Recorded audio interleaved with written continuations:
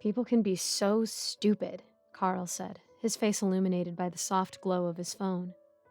The kids were upstairs, and we were just starting to unwind. What that meant was we were fooling around on our phones in the dimly lit living room. The worn leather couch creaked as I shifted, hoping the children were finally asleep. It had been a long day, filled with the usual chaos of raising 3 kids in a small house. Carl, my husband of 12 years, continued, his face etched with the familiar lines of stress that had become more pronounced in recent months. My cousin copied this post to his Facebook feed.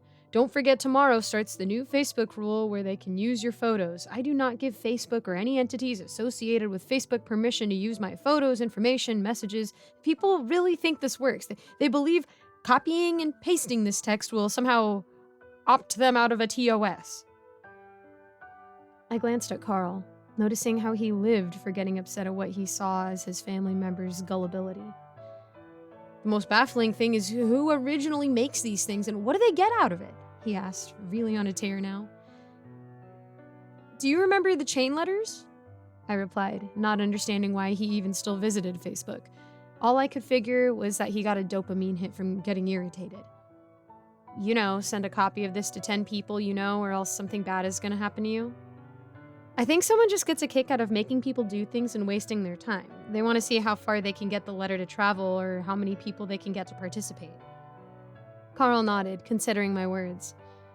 I think we're being too logical about this, he said after a moment. Is it possible that some people think they have the power to bestow luck onto another person? Maybe it's kind of like Ringu, right? Do they think they have the psychic powers of Sadako? I couldn't help but smile. Trust Carl to direct the conversation to his favorite subject, J-horror. Make a copy of the tape within 7 days, pass it on to someone else, and it breaks the curse, at least for you, I said, reciting the plot to a movie he had made me watch countless times. Suddenly, a loud bang echoed through the house, followed by a piercing scream. Carl bolted upright, his phone clattering to the hardwood floor. What was that? He barked, his eyes wide with alarm. I don't know, I said, my heart racing. I thought they were going to bed. Carl stood up, his fists clenched at his sides. I can't stand this. They always do this kind of stuff. This has to stop tonight. Carl is usually calm, but sometimes things rub him the wrong way and his temper flares. Tonight was one of those times. As he stormed up the carpeted stairs, each step a thunderous stomp, I couldn't help but remember the gentle man I'd fallen in love with. The man who would spend hours playing make-believe with the kids, his laughter echoing through the house. That man seemed to be appearing less and less these days. Perhaps it was his 60 hours a week job. Maybe he spent too much time looking at social media. Whatever the cause, this last month is the most stressed I'd ever seen him.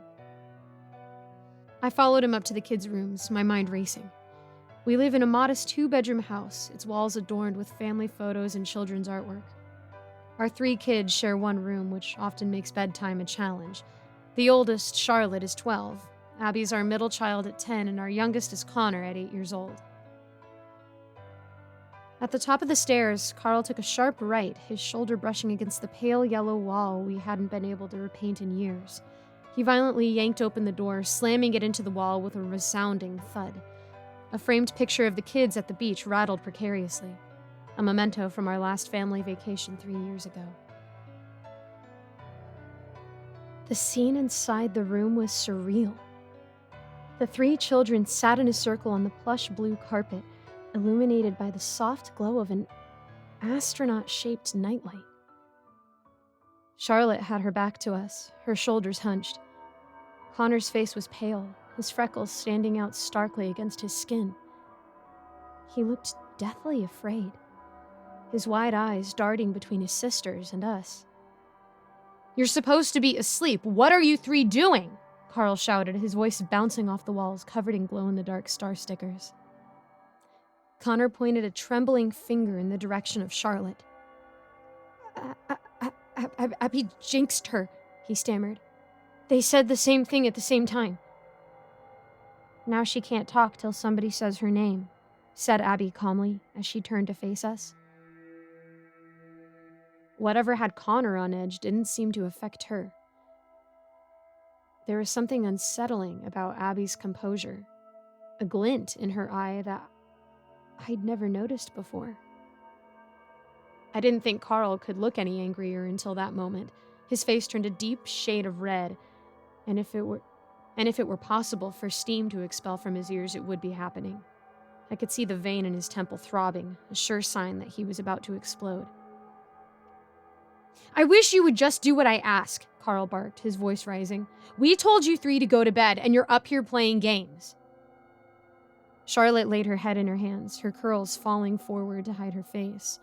Connor looked even more frightened than before, but it wasn't because of Carl's shouting. Those two didn't seem to notice his rant.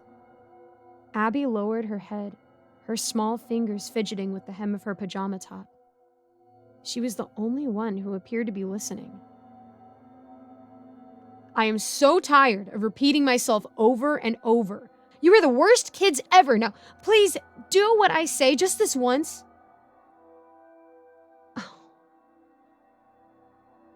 I watched Abby carefully and noticed her lips move slightly, barely audibly mouthing those last three words, along with Carl. He did say that phrase to the kids quite often. A chill ran down my spine as I realized how much our family dynamics had changed. When had our home become filled with so much tension and anger? Abby then looked Carl right in the eyes, her gaze unnervingly steady for a child her age. She softly retorted, "Jinx." Carl's hands flew to his mouth, his eyes growing wide with shock and confusion. He turned to me, his gaze pleading. Slowly, he lowered his hands to reveal smooth, unbroken skin where his mouth should have been. At the same time, Charlotte turned around, and I gasped as I saw that she too was missing her mouth. I stood frozen, trying to process what I was seeing. Every child knows the jinx game, the silly rule that if you say the same thing at the same time, you can't speak until someone says your name. But this was different. This was impossible. As the reality of the situation sank in, a mixture of emotions washed over me. Fear, seeing my husband and daughter's faces smooth where their mouths should be. Confusion, as my mind struggled to rationalize what couldn't be real. And strangely, a hint of relief. The only thing I knew for certain was that none of us were in a hurry to say Carl's name.